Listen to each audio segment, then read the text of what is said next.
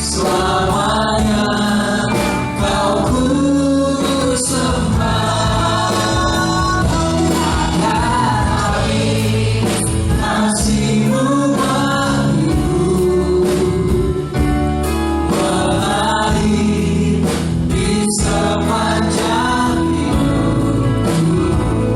Tak berubah setia-Mu padaku. Selamanya kau ku sembah. Selamanya kau ku sembah.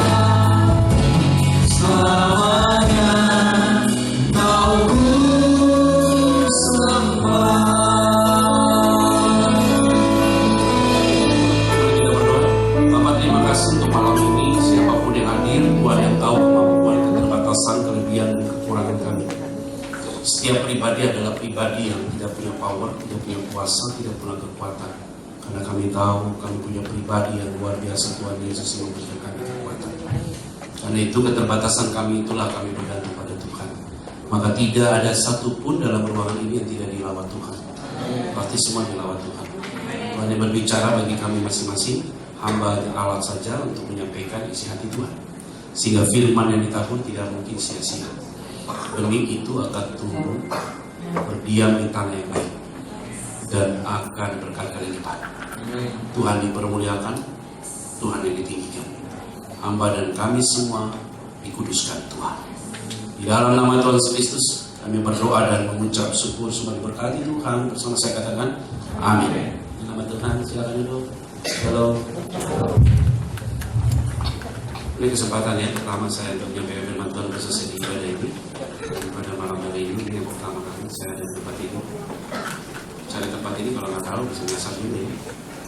Berangkatnya tadi dari Citraland. Kita pilih kali yang masuk sini. Oke. Saya dapat info bahwa tema dalam 1 tahun ini bicara tentang peningkatan ya.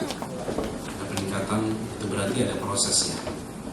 Maka saya selalu bilang begini, jangan terlalu punya obsesi terlalu tinggi, ekspektasi terlalu tinggi dalam banyak hal. Karena sering sekali apa yang kita harapkan sering sekali nggak pernah kita dapat. Tapi justru apa yang kita dapat hari ini melebihi dari apa yang kita harapkan. Jadi sering sekali kita jangan terlalu gunakan logika terlalu kuat. Itu bahaya juga sih, benar kan? Jadi kalau kita mau mengalami peningkatan itu ada prosesnya. Gak bisa orang melihat orang lain berhasil dia mau seperti itu, gak bisa. Karena kenapa? Orang itu berhasil itu berkatnya buat dia. Nah kita tidak boleh lihat ini menjadi sebuah patokan buat kita, gak boleh. Karena ketika kita lihat dia menjadi patokan buat kita sedang mengkerdilkan kuasa Tuhan untuk melampaui berkat yang Tuhan berikan buat kita lebih dari dia. Karena setiap orang itu pasti berkatnya beda-beda. Jangan melihat nasibnya orang, biarkan saja. Nah kalau bicara tentang peningkatan, bicara tentang personal. Nah kalau bicara tentang personal pasti bicara tentang hubungan intim. Hubungan intim itu gak usah belajar teologi ya. Hubungan intim itu free. Intimasi brings holiness, holiness brings the authority, authority brings the victory. Itu tingkatannya langsung begitu. Jangan mengharap sebuah kemenangan tanpa hubungan intim dengan Tuhan. Nah hubungan intim itu bangunnya gampang kan? Gampang banget. Bagaimana? Jaga komunikasi dengan Tuhan. Ya waktu kita berdoa, kita aktifkan. Sampaikan sesuatu pada Tuhan. Tuhan pasti dengar doa kita. Nah seolah-olah kita pikir bahwa Tuhan tidak pernah dengar doa kita. Tapi sering sekali apa yang kita doakan kita lupa dengan apa yang kita sampaikan pada Tuhan kan. Tapi Tuhan nggak pernah lupa. 3 tahun kemudian Tuhan jawab. Terus kita bilang, waduh hebat. Padahal gue belum berdoa. Enggak, udah berdoa tapi lupa. Maka sering sekali waktu kita berdoa jangan gunakan emosi. Gunakan pakai hati yang benar. Maka gue menyembah dalam Tuhan itu dalam roh dan kebenaran. Lihat deh. Orang boleh pintar ngomong, tapi disuruh berdoa selalu tidak keluar kalimat. Orang boleh cerewet ngomong, disuruh berdoa kalimatnya itu doang. Karena apa? Nggak pernah ada komunikasi dengan Tuhan baik. Kalau kita punya komunikasi dengan Tuhan baik, ngomong sama Tuhan itu seperti teman. Maka saya bilang begini, firman Tuhan bilang dalam Roma pasal 8, dia bilang apa sih? Biarkan roh Allah itu tinggal tetap dalam hatimu, dia yang berbicara kepadamu, yang menyingkapkan sesuatu yang tersembunyi dalam hatimu. Itu dia tuh, intimasi. Ya ketika engkau berdoa secara aktif, Tuhan pasif dengarkan. Nah bagaimana cara Tuhan jawab doa itu? Itu gampang, baca firman Tuhan.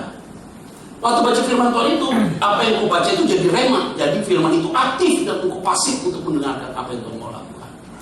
Feedbacknya begitu tuh. Nah itu gratis tuh. Gak perlu belajar sekolah teologi. Jadi ikutin saya kelamaan belajar nih.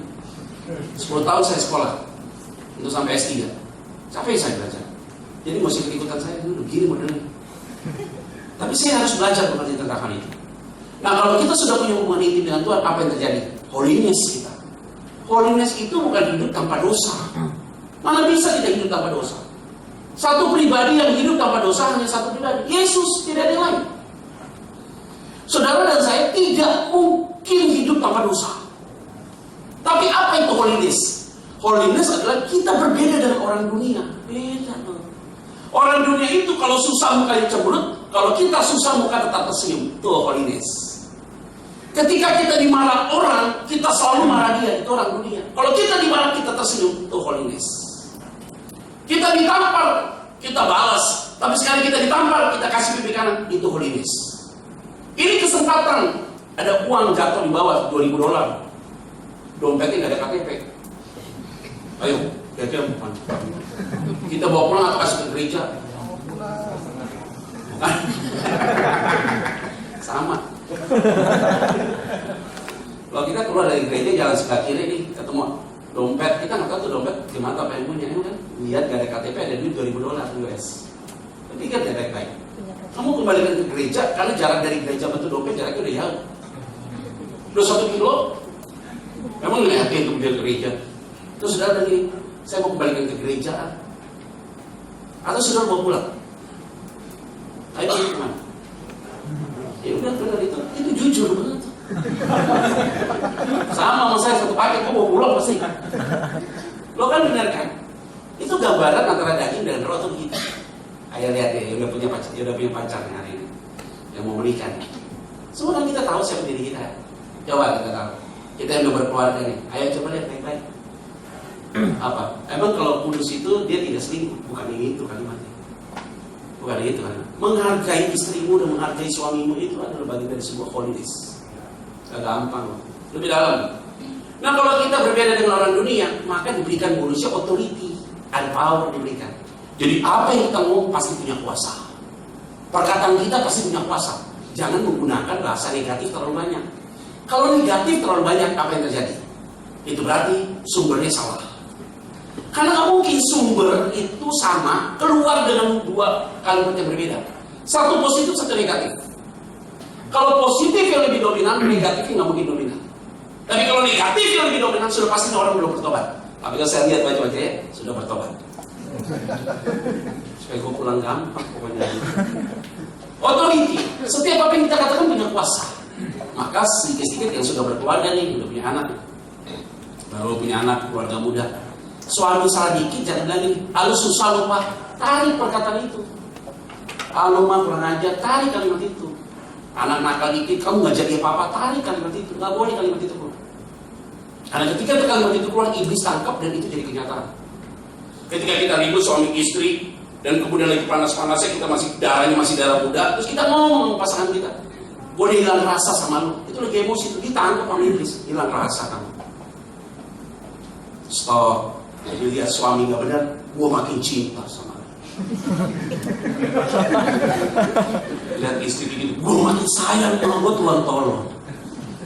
Pak kalimatnya positif, nggak bisa. Ini tahun ke-10 saya menikah sama istri saya. Kemudian anak 2 putri. Gak gampang kan pernikahan kan? Emang enak nikah? Pikir ulang yang mau nikah. Pernikahan belum tentu ada jawaban. Bisa jadi tambah masalah. Jangan pikir nikah bicara topik about sex. Enggak tuh, seks enggak ada pentingnya dalam pernikahan. Seks itu adalah instrumen bahasa cintanya di dalamnya. Yang penting adalah chemistry dan bahasa verbal yang benar. Bahasa verbal yang benar, bahasa non verbal pasti benar. Wah gak gampang nih. Bicara tentang pernikahan itu gampang. Ngomongnya gampang, khotbahnya repot. Maka terakhir dia bilang apa? Victory. Kalau udah bicara victory, itu bonus yang Tuhan berikan. Nah, saya mau sampaikan, semua yang ada di tempat ini, kita bukan pecundang, tapi kita pemenang. Nah, itu dia tuh asik tentang kita. Nah, kita belajar dari satu tokoh yang luar biasa. Siapa namanya? Paulus. Paulus hebat. Namanya bukan Paulus dulu. namanya Saulus. Dia nggak pernah bermimpi jadi murid Yesus, nggak pernah dia bermimpi. Kerjaannya dibakar gereja, jemaatnya dibunuh-bunuh dan segala macam. Sudah. Dia punya perencanaan, dia mau bakar satu gereja sebenarnya. Dia pergi ke Damsyik. Damsyik itu Damaskus. Damaskus itu yang sekarang Suriah. Akhir zaman dimulai dari Damaskus. Peperangan dimulai nanti dari Damaskus dan Damsyik. Apakah akhir zaman sudah dimulai? Ya, starting from now. Sekarang sudah dimulai. ISIS itu bagian dari poin itu. Damaskus, Damsyik, itu ada di mana? Suriah. Suriah sudah jadi kota yang api yang luar biasa, dan dia sudah ceritakan tentang hal itu. Dan waktu itu dia mau pergi ke sana. Nah makanya kalau Gunung Hermon di bawahnya itu Suriah, di sebelah sini Israel turun ke bawah itu Damaskus, di sebelah sini Tarsis, di situ ada namanya Kappadokia, Filipi. Maka waktu dalam Matius pasal 16, Yesus berkata, siapakah aku ini? Maka Simon bilang, engkau adalah Mesias, anak Allah yang hidup. Maka Yesus berkata, perkataanmu ini bukan dari dirimu tapi dari Allah. Maka di sini adalah aku bangunkan gereja, yaitu batu karang, Petra. Petra itu artinya batu karang, sesuai nama saya. Saya namanya Petra, batu karang. Jadi dikasih di situ, Caesarea Filipi ada di situ. Di atas sedikit Damaskus, Damsyik ada di situ. Paulus lewat, matanya dibutakan. Selesai, 3 hari dia buta, dijamah oleh Tuhan. Saudara, saya mau sampaikan, waktu dijamah oleh Tuhan, ini bicara tentang irresistible grace. Anugerah Allah terjadi terhadap diri seseorang. Orang itu tidak bisa menolak karya keselamatan Tuhan. Ketika orang itu dijamah oleh anugerah Tuhan, dia hanya bisa berkata, Tuhan, engkaulah penguasa terhadap hidupku. Dan hari ini kita membahas tentang tokoh yang bernama Paulus. Filipi pasal yang ketiga, ayat 5 sampai selesai waktunya. Sampai jam berapa Pak? Saya selesai khotbah. Saya ngeri kalau bablasan. Oke, 9. Yuk kita baca ayat 5 dan 6. Yuk kita mulai tips supaya kita mengalami peningkatan ya. Ayat 5 dan 6 kita akan baca yuk. Ini tulisan ditulis oleh Paulus waktu dalam penjara. Jadi Paulus dalam penjara dia tulis loh tentang Filipi pasal 3 ini. Di kitab surat Filipi ini adalah ketika Paulus ada dalam penjara.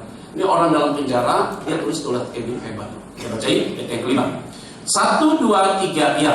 Disunat pada hari ke-8 dari bangsa Israel, dari suku Benyamin, orang Ibrani asli. Tentang pendirian terhadap hukum Taurat, aku orang Farisi. Ayat 6. Tentang kegiatan aku penganiayaan jemaat. Tentang kebenaran dalam mentaati hukum Taurat, aku apa? Hebat tuh. Hebat tuh. 5 dan 6 ini ayatnya kuat tuh. Dia ngomong begini. Ingat baik-baik kata dia. Aku disunat pada hari ke-8.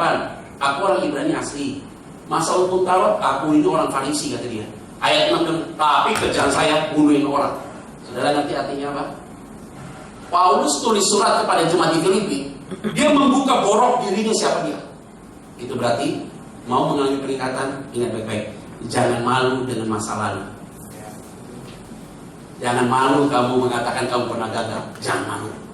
Orang yang malu tentang dirinya, dia tidak akan bisa mengalami peningkatan. Yang setuju katakan amin. Saya nggak pernah mimpi jadi pendeta. Bagaimana mimpi? Kalau saya pakai narkoba, saya pecandu narkoba, saya jualan narkoba, hidup saya hancur-hancuran. Ngapain saya malu? Ada orang begini, Pak, Bapak nggak malu cerita gitu? Nggak malu saya. Hari Jumat datang sama saya bilang gini, Pak Pendeta, kalau Tuhan kasih waktu Pak sama Bapak untuk mundur ke belakang, Bapak mau nggak revisi masa lalu Bapak? Nggak mau. Kenapa? Lewat masa lalu itu saya ada hari ini seperti ini. Saya punya foto saya di masa lalu ada di dompet saya. Mau saya dilihat ya Pak ya? Enak banget ya. Jelek banget. Ada di dompet. Ada satu ibu saling kalau di meja belajar saya di lantai 2 buat saya persiapan firman Tuhan. Anak saya sudah kelas 3 SD ya. Dia lihat foto itu dia bilang, Papi ini kok om kayak setan tuh gitu.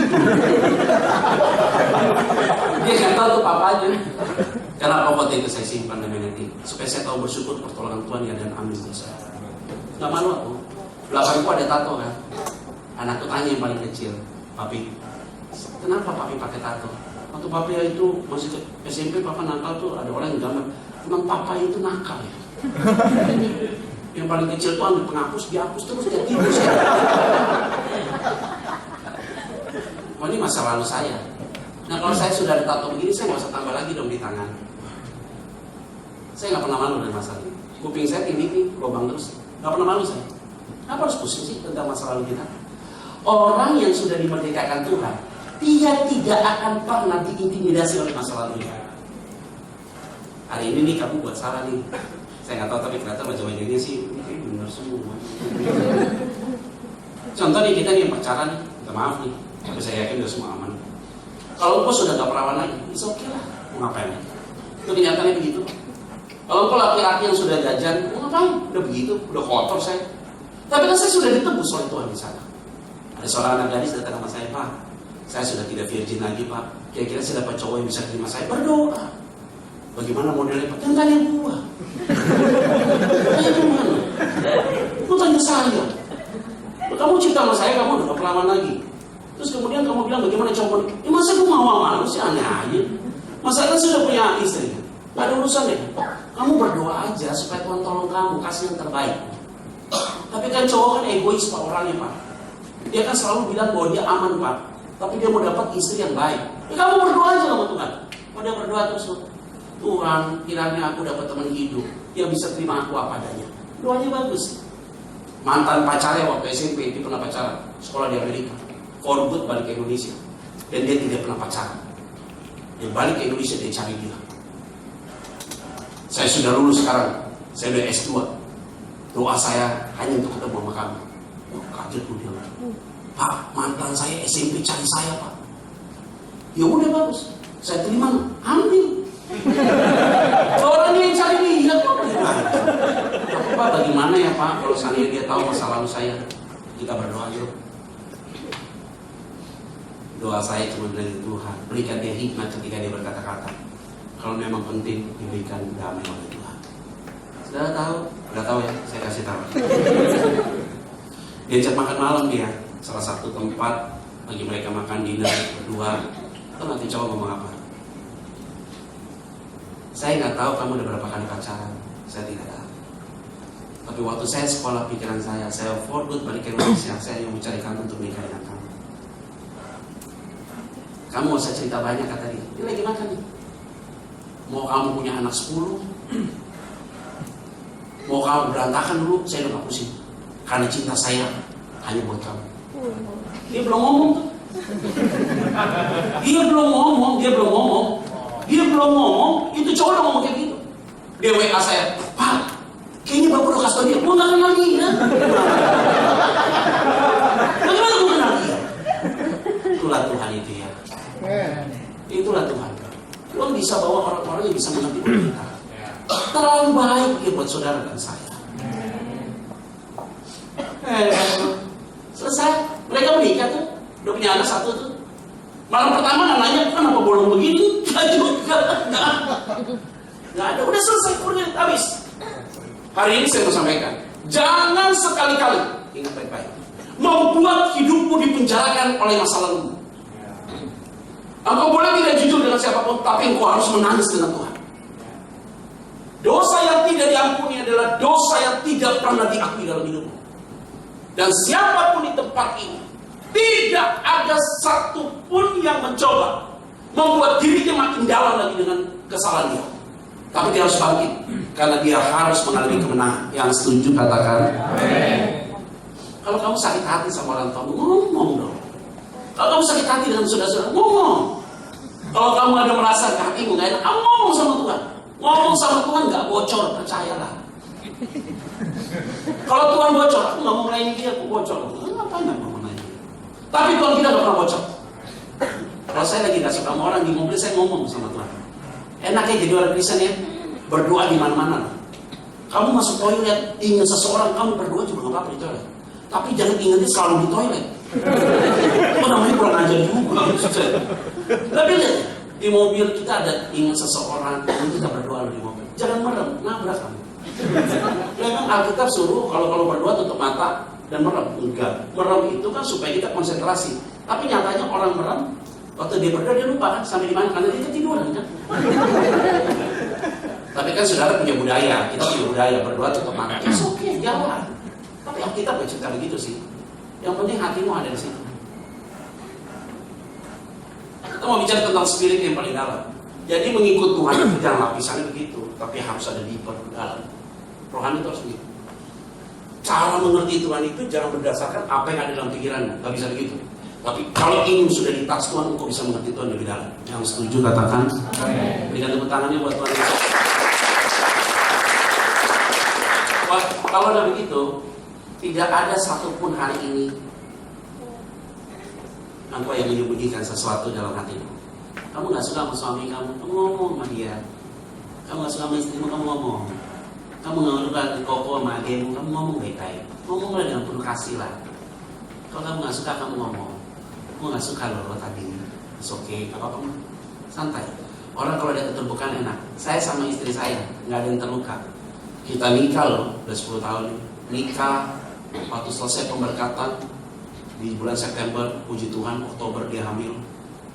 Dia Oktober hamil, 3 bulan dia hamil. Dia ngajak cerai saya. Kaget loh, pendeta, worship leader. Dia worship leader, saya pendeta. Dia ngajak cerai pendeta. Kacau nih worship leader.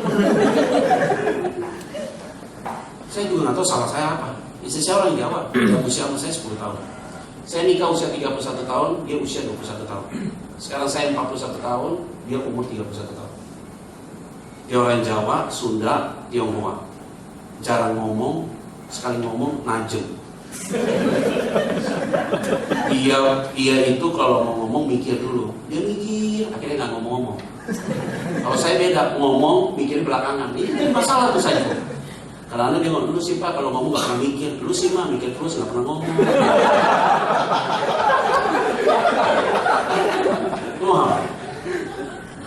Mau ngapain? Emang enak menikah. Saya kasih tahu ya, pernikahan Kristen itu one way. Tidak bisa di tengah jalan ganti pemain. Tidak bisa di tengah jalan kamu kan sorry ya, nggak cocok ganti pemain. Itu nggak ada U-turn gitu, nggak ada U-turn gitu. Balik dia gitu, nggak bisa. Nikmati 3 bulan dia nggak cerai saya. Saya kaget kenapa dia nggak cerai saya. Tanya kenapa kamu mau cerai sama saya? Jawaban dia sederhana. Mulutmu itu nggak jadi berkat buat saya. Coba apa? Buktinya mana? Diambil dari tas Pak. Lembaran kertas putih ditulis itu selama 3 bulan. Ini manajernya yang hebat. Tanggal, bulan, jam. Ini kenapa garam ini kenapa tong sampah begini? Bagi wanita hal yang kecil-kecil itu big problem, big thing bagi dia. Wanita itu bumbu masak habisan dia ngomong. Wanita itu kan satu hari harus habiskan kalimat 75.000 kata-kata.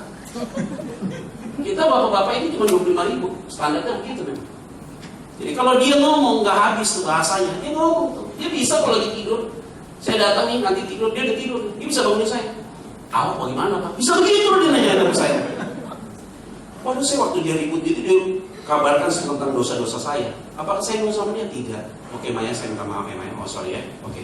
Mulai itu kita berubah ya. Udah mulai itu ada keterbukaan. Waktu dia ada keterbukaan itu sampai hari ini nggak ada lembaran kertas lagi. Kalau dia nggak suka sama saya, dia nggak suka. Gua nggak suka sama lu hari ini. Gue juga gak suka sama lo. Gak pernah kita ribut tuh bisa rancang. Gak pernah ribut tuh sampai materi terbenam. Pagi kita ada tingkat konflik, ada argumentasi. Siang BPK minta maaf, sorry mamanya. Iya udah. Di telepon kita berdua minta ampun sama Tuhan. Ya sih, habis. Selesai. Hidup harus begitu kan. Gak bisa kamu jalan smooth begitu, gak bisa. Tapi lewat sebuah proses dari situ kita bisa mengerti Tuhan yang besar. Ada amin? Ya kita lihat yuk. Sekarang 7 dan 8. 7 dan 8. 1, 2, 3. Ya, tetapi apa yang dahulu merupakan keuntungan bagiku, sekarang kau anggap rugi. Karena siapa? Terus ayat yang ke-8. 1, 2, 3 ya. Malahan segala sesuatu kau anggap rugi karena pengenalan akan Kristus Yesus Tuhan lebih mulia daripada semuanya. Oleh karena dialah aku telah melepaskan semuanya itu dan menganggapnya apa? Sampah, supaya aku memperoleh apa? Kristus. Ingat ya, mau mengalami peningkatan, ingat baik-baik ya. Apa yang dulu anggap untung, kalian anggap untung, kau anggap apa? Bahkan kau anggap apa? Sampah. Orang kalau masih bangga dengan masa lalunya, dia belum bertobat. Tadi saya cerita tentang masa lalu saya itu, nggak mungkin dominan cerita itu mengalahkan firman, enggak. Maka kalau ada orang memberikan kesaksian, dia cerita masa lalunya tanpa sentuh pertobatannya, itu berarti omong kosong. Ingat baik-baik, jangan terlalu sering cerita tentang masa lalumu terlalu berlebihan, karena iblis akan tangkap di situ. Masa lalu hanya sebagai cermin, dan saudara harus berkata Tuhan itu luar biasa. Kalau saya di zaman Tuhan itu karena saya dibuat gila sama Tuhan. Kalau nggak dibuat gila hari ini saya nggak bisa jadi hamba Tuhan.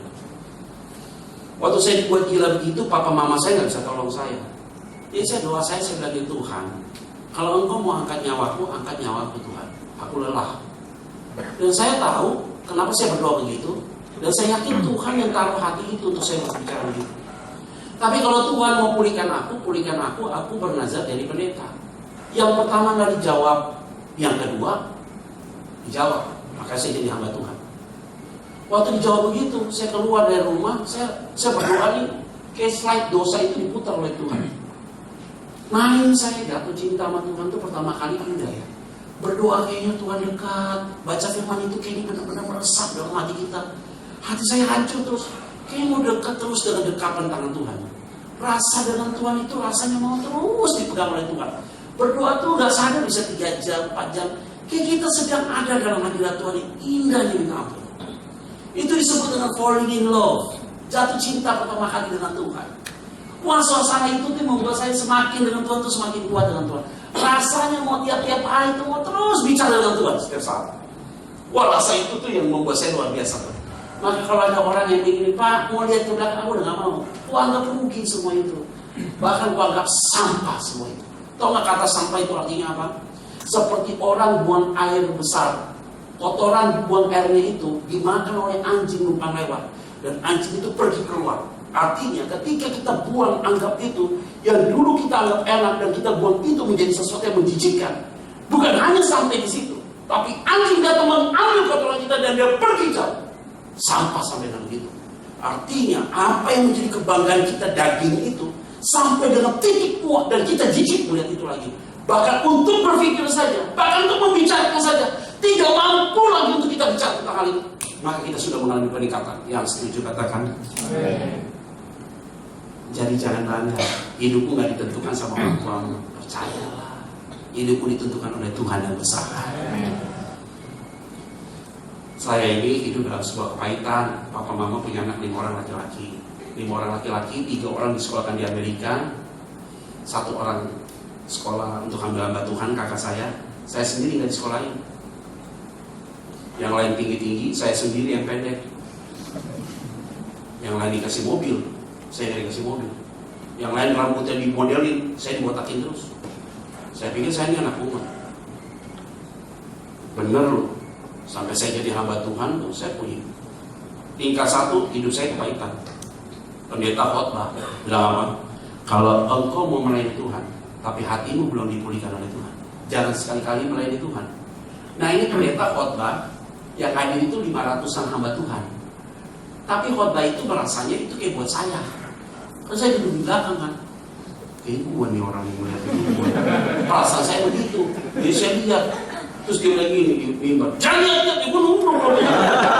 Perasaan saya saat itu kayaknya dia lihat saya gitu. Ya saya di belakang saya bilang, Tuhan itu saya Tuhan.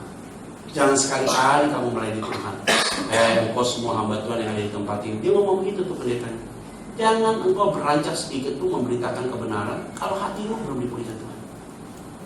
Setelah khotbah dia suruh berdiri, dia nyanyi lagu, ya jangan segenap hidupku dan beri damai di hatiku. Semua telah berubah dan aku tahu Yesus kiamat ku jadi baru. Itu dia nyanyi gitu. Jika memang kau orangnya, silakan kau maju ke depan. Saya lihat kiri kanan. Bukan hanya saya yang melihat kiri kanan, hampir semua juga begitu. Tiba-tiba tuh pendeta bilang, jangan kiri kanan, kayaknya kayak gue tuh. Jadi saya nggak ada, saya lari, gue maju ke depan. Waktu saya maju ke depan, semua maju ke depan. Ikut juga semua maju ke depan. Setelah saya khotbah habis, itu pendeta selesai khotbah dipanggil saya. Siapa namamu? Petra. Kamu berkaitan dengan siapa? Orang tua saya. Siapa nama papa mama? Saya kasih tahu. Itu sahabat saya, wah salah ngomong. Di sekolah teologi nih. Pas saya pikir-pikir udah, mana mamamu? Ada di Jakarta. Kamu telepon mamamu, telepon. Besok mama saya terbang, nemuin saya di sekolah teologi. Kenapa kamu sakit hati sama aku? Kenapa yang lain berangkat ke Amerika? Saya nggak berangkat ke Amerika. Hah? Kamu baru tanya sekarang? Iya. Kenapa? Jatahnya kamu, uang kita udah habis. Oh, make sense. Oke. agak logis nih buat saya, logis. Kenapa yang lain dikasih mobil? Saya nggak dikasih mobil. Kan lu nggak bisa nyetir. Oh benar. Saya tanya tuh, ada kalimat yang tegas saya. Kenapa sih Ma? Sepanjang saya waktu SD dari kelas 1 sampai kelas 6 SD, kepala saya botak terus. Kenapa kemarin mereka tuh rambutnya nggak pernah botak? Hanya kamu doang yang kutuan. Waktu dia ngomong kayak gitu, jawaban selesai. Yang selama ini saya berpikir, mereka pilih kasih sama saya. Ya, maafkan saya. Biar bagaimanapun juga, lu tuh anak saya. Kamu tuh lahir dari rahim saya. Sering sekali kita emosi tanpa gunakan logika yang sehat. Yes. Hari ini saya mau sampaikan, siapapun punya masa lalu, tapi kita anggap semua itu rugi. Dan kita anggap semua itu apa? Sampah. Orang kalau udah sampai titik itu, dia akan naik ke step berikutnya. Yang setuju katakan amin. Jadi jangan bilang begini, saudara kerja gajiku 30 juta, kamu udah pas bayar, biasa aja. Biasa aja, 30 juta aja sombong, ada 40 juta. Wah, kamu pikir kamu orang yang pintar, IP-mu 4,6, udah biasa aja. 4,6 kan perfect kan? Iya, ini dia doang mahasiswanya sendiri. Biasa saja. Orang berkualitas di akademis belum tentu di lapangan dia bisa jadi orang berkualitas. Percayalah sama saya. Banyak orang yang sukses bukan karena akademisnya. Orang yang sukses itu adalah orang yang merasa dirinya butuh Tuhan. Yes. Kamu pintar gak butuh Tuhan, kamu gak mungkin sukses. Percaya, mau IP-mu 4,0 gak penting. Saya bilang sama anak saya, Kalistra di Shalom, aku bilang sama mereka berdua, Papa gak mulu suruh kamu jadi ranking 1 di kelas, tapi kasih yang terbaik buat Tuhan. Nggak suruh dia dikasih, tapi yang terbaik buat Tuhan. Saya juga kalau sekolah nggak sampai cum laude, saya nggak mau kerja. Tapi kalau dikasih itu bonus lah buat kita. Yang paling penting adalah bukan bicara teori, tapi bicara tentang apa yang kita pahami dan kita bisa terapkan dalam kehidupan kita masing-masing. Firman Tuhan katakan, Tuhan akan memilih orang yang bodoh untuk mempermalukan orang yang bijak. Tuhan akan memilih orang yang lemah untuk mempermalukan mereka yang kuat. Berbahagialah kita yang bodoh-bodoh ini. Berbahagialah kita yang lemah. Karena orang yang bodoh dan lemah, biasanya orang itu punya rasa bergantung sama Tuhan tinggi. Ya. Orang yang pintar gak butuh Tuhan loh, dianggap dia kuat. Maka saya selalu bilang integritas itu sama dengan 3 poin. Integritas itu sama dengan 1, dia itu pintar. Yang kedua, dia itu jujur. Yang ketiga, dia itu loyal. Nih, integritas ya. Dia pintar, dia jujur, dia loyal. Nih, ada orang pintar, ada orang jujur, belum tentu loyal. Lihat deh, orang itu pintar, orang itu jujur, belum tentu dia loyal. Tapi ada orang loyal, dia pintar, tapi belum tentu dia jujur. Jadi ada orang yang nanya sama saya nih, Pak, teori Bapak itu kira-kira Pak, ada nggak Pak orang yang dia loyal, dia jujur, dia pintar? Ada. Berapa orang yang Bapak tahu? 2 orang. Siapa namanya Pak? Yang satu belum lahir, yang kedua udah mati. Jadi nggak ketemu 2 orang itu. Nah, saya integritas itu bicara tentang apa? Bukan 3 poin itu. Bukan dia jujur, dia pintar, dia loyal, bukan. Tapi yang paling penting integritas, apa yang dia omongin itu yang dia lakukan. Yes, this so simple. Dunia ngomong begitu, rohani bicara apa yang kamu ngomong, itu yang kamu lakukan. Cepat untuk mendengar, lambat untuk berkata-kata. Yang setuju katakan. Dengan tepuk tangannya buat Tuhan Yesus. Yuk kita bahas lagi yuk. Lompat sekarang ke 13 sekarang. 13. 1, 2, 13. 1, 2, 3. Iya. Saudara-saudara, aku sendiri tidak apa lagi ya? 13. 1, 2, 3 ya. Saudara-saudara, aku sendiri tidak menganggap bahwa aku telah menangkapnya, tetapi ini yang kulakukan. Aku melupakan apa yang ada di belakangku dan mengarahkan diri kepada apa yang di hadapan. Ini feedback nih, diterjemahkan masing-masing. Gak usah belajar teologi ya, gampang. Aku melupakan apa? Baru mengarahkan diri apa? Artinya nggak mungkin kita mengarahkan ke sana kalau nggak melupakan di sana. Percayalah. Papamu meninggal, mamamu meninggal, kamu yatim piatu hari ini. Kamu mikirin terus orang tuamu yang udah meninggal 8 tahun yang lalu. Kamu nggak move on, habis kamu di situ doang. Papa mamamu udah tinggal sama dengan Tuhan. Kita diam liatin ke sana, itu gara-gara dokter, 8 tahun begitu terus gara-gara dokter. Teman saya suaminya meninggal. Dia bilang katanya dokter itu malpraktek. Setiap saya datang ke rumahnya bilang, tuh dokter kurang ajar, tuh bunuh suami gua. Suami udah meninggal 6 bulan yang lalu. Setiap orang datang kalahkan dokter, saya bilang, ini capek banget. Jangan tuh dokter udah mati juga lagi, kita nggak tahu kan. Saya bilang begini sama dia, aduh udah bu, udah mau kasih tuh. Suami udah enak sama Tuhan. Ini kita punya anak masih kecil nih. Ini kita lihat ke depan, move on dong. Kita udah pernah gagal nih dulu nih. Ya udah nggak apa-apa, kita lihat ke depan. Ada teman saya hamba Tuhan, anaknya nggak naik kelas. Karena bapak ibunya sibuk pelayanan, lupa memperhatikan anaknya. Anaknya nggak naik kelas, malu lu, anak hamba Tuhan nggak naik kelas. Nggak naik kelas lu. Ibu bapaknya sibuk pelayanan, dia pikir apa? Gua udah melayani Tuhan, pasti Tuhan ngurus anak gua. It's wrong. Salah total. Kita pikir kita melayani Tuhan dengan hebat luar biasa, sibuk urus Tuhan dengan luar biasa. Anak yang urus Tuhan marah. Istri saya 16 tahun jadi worship leader. Saya suruh berhenti jadi worship leader dan resign dia. 2 tahun dia nggak melayani Tuhan. Sekarang dia urus anak-anak dan urus saya. Saya bilang sama dia, urus anak-anak dan urus saya. Dia melayani Tuhan. Lebih hebat dari apa yang saya sampaikan hari ini. Kenapa dia? Bangun pagi jam 5 dia masak buat anaknya sama buat suaminya. Apa nggak hebat dia? Coba disuruh dia khotbah, saya suruh masak, nggak mau gua. Karena ada rasa. Ada bagian yang dia hebat, ada bagian yang saya hebat. Kita melengkapi di dalamnya. Melayani Tuhan. Kalau dia tidak lakukan itu, bagaimana saya bisa melayani Tuhan hari ini? Dan hari ini saya bisa khotbah begini. Istri saya WA saya, Pak lu khotbah ya di sini ya. Aku udah doain kamu ya. Ada power saya hari ini. Setiap saya khotbah hari Minggu 6 kali saya khotbah. Setiap jam session dia telepon saya. Aku udah khotbahin kamu jam 8 ya. Aku udah khotbahin kamu jam 10. Saya ada power di dalamnya. Dia melayani Tuhan dalam posisi itu. Teman saya anaknya nggak lulus, nggak naik kelas. Anaknya datang mukanya pucet loh. Tapi jangan marahin aku. No, kata dia. Aku nggak marahin kamu. Bagi saya, kamu nggak naik kelas, mukjizat terjadi. Kaget dia. Kok bisa mukjizat dia? Karena yang lain naik, kamu nggak naik. Ngerti maksud saya? Ngerti maksud saya? Bapaknya tahu bahwa itu kesalahan dia. Tapi bapaknya merubah hal yang negatif itu dari energi yang positif. Anaknya itu langsung bangkit. Oke, aku mau belajar sungguh-sungguh. Mau belajar. Bapaknya rubah pola pelayanannya untuk memperhatikan anak-anak. 1 tahun ketinggalan. It's okay lah, belajar. Jangan pernah kita nggak naik. Ada masalah di sana. Kok kenapa kerjaanku begini? Udah cukup. Stop di sana, kita lupakan. Kita lihat ke depan. Dulu kita waktu pacaran disakiti. Udah cukup. Dia udah pacaran sama yang lain. Kita move on, bos. Gue mikirin dia tuh, jangan mikirin dia nggak pernah mikirin kita.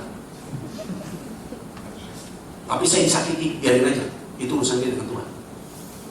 Dia udah bisa bergerak, dia bisa move on, kamu nggak move on, masih di sini. Lihat dia, gue benci banget sama dia. Percuma. Maka saya selalu damping. Biarkan orang ngomong apapun tentang kamu, yang penting kamu benar.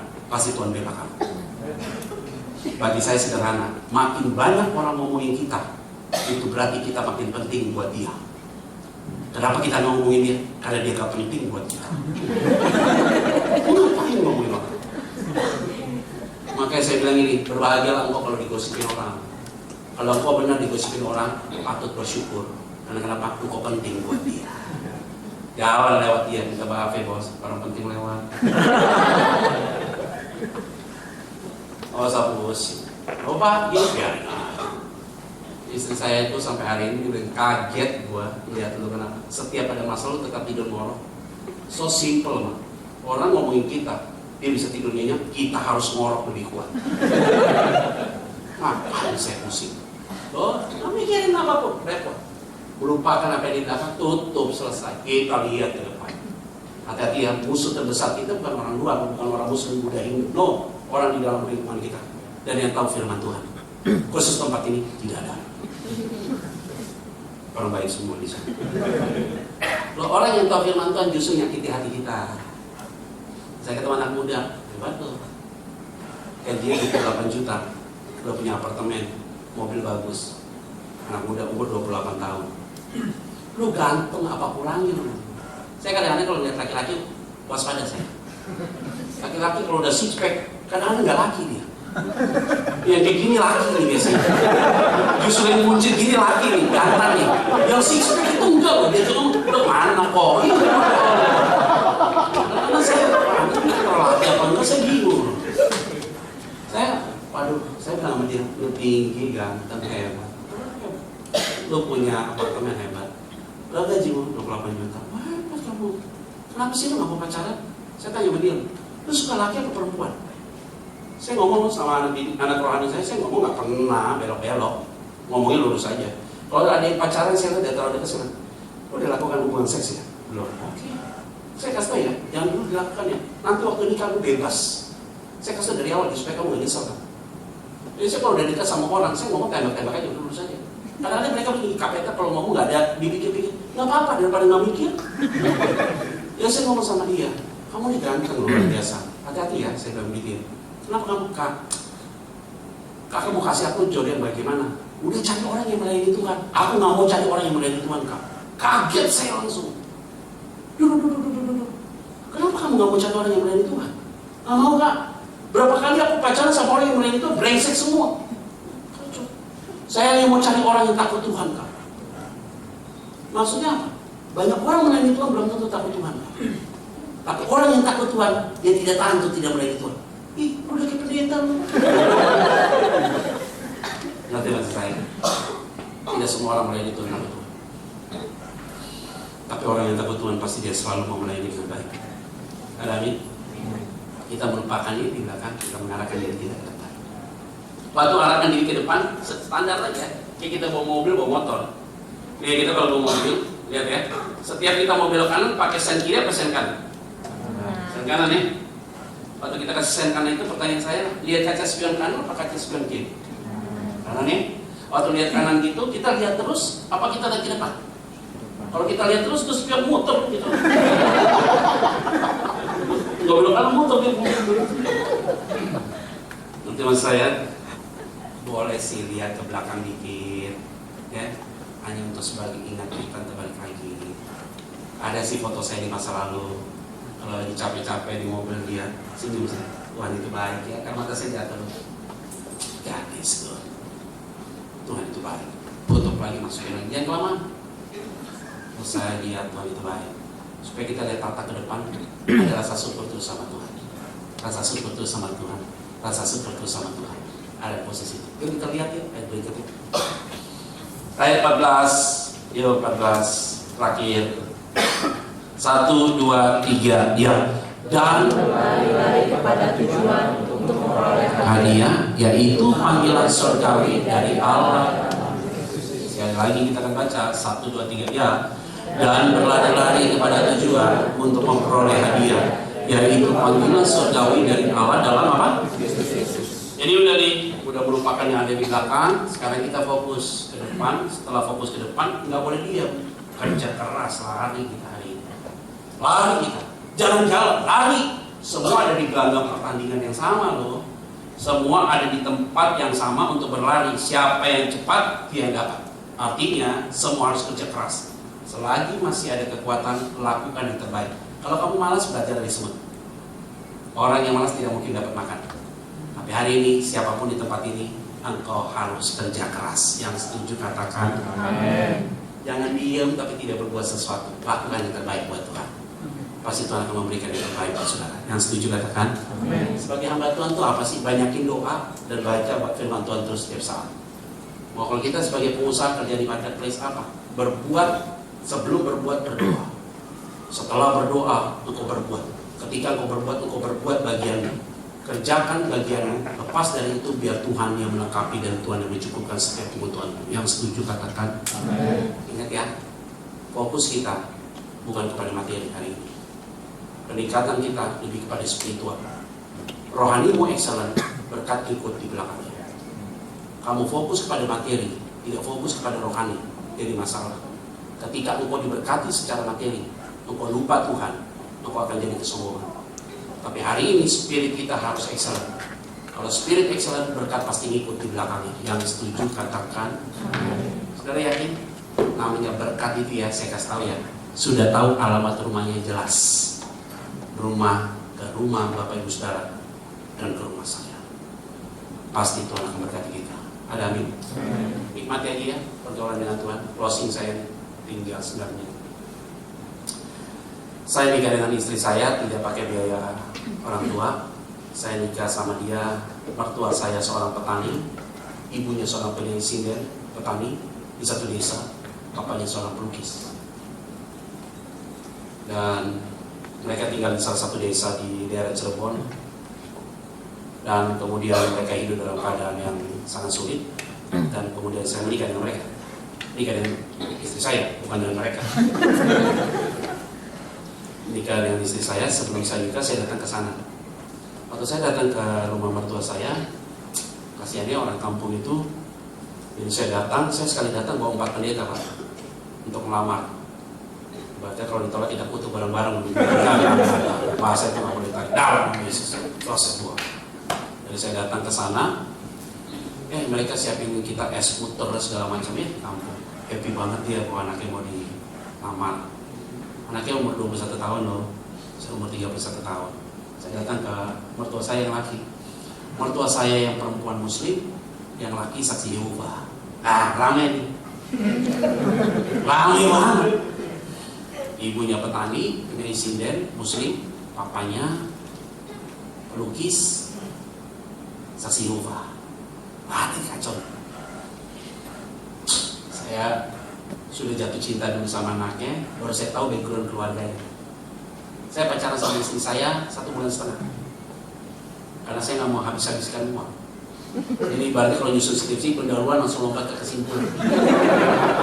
Biar bab 2, 3, 4, 5 terus selesaikannya di rumah tangga. Saya udah pacaran sebelum sama dia ini, saya udah pacaran 3 tahun sama orang nggak jadi, ditolak saya. Gara-gara saya hamba Tuhan. Mau kasih makan apa kamu untuk anak saya? Saya bingung, mau dikasih makan apa? Karena dia saya pacaran sama orang kaya, akhirnya saya ditolak. Terucap kalimat saya, aku nggak butuh orang itu kaya Tuhan, aku butuh orang itu takut Tuhan. Dikasih lah istri saya ini. Waktu dapat dia nih, saya nggak tahu tuh keluarga itu petani segala macam, saya nggak tahu. Pas udah jatuh cinta baru tahu semua. Makanya sering sekali apa yang terucap ditangkap sama Tuhan. Jangan benci sama salah satu suku, justru itu yang akan dikasih buat kita. Tolong. Kamu nggak mau nikah sama orang Batak, dapat orang Batak loh. Jangan dibuat skeptis tentang hal itu. Saya datang ngomong sama mertua saya yang laki, Om, saya mau serius sama anak Om, mau menikah. Dia tanya sama saya, pekerjaanmu apa? Pendeta. Mau kasih makan apa? Firman Tuhan. Orang nggak ada yang lahir mau ngomong apa saya. Dia setuju kita nikah. Saya nikah di Serpong. 45 juta modal saya. Di situ pemberkatan, di situ resepsi. Sewa kolam renang, kasih tenda, di situ pemberkatan, di situ resepsi. Undangan 100, saya datang 200. Data masuk selesai, makanan tetap cukup. Hebat. Habis 45 juta. Angkonya berapa? 47.500.000. Untung 2.500.000.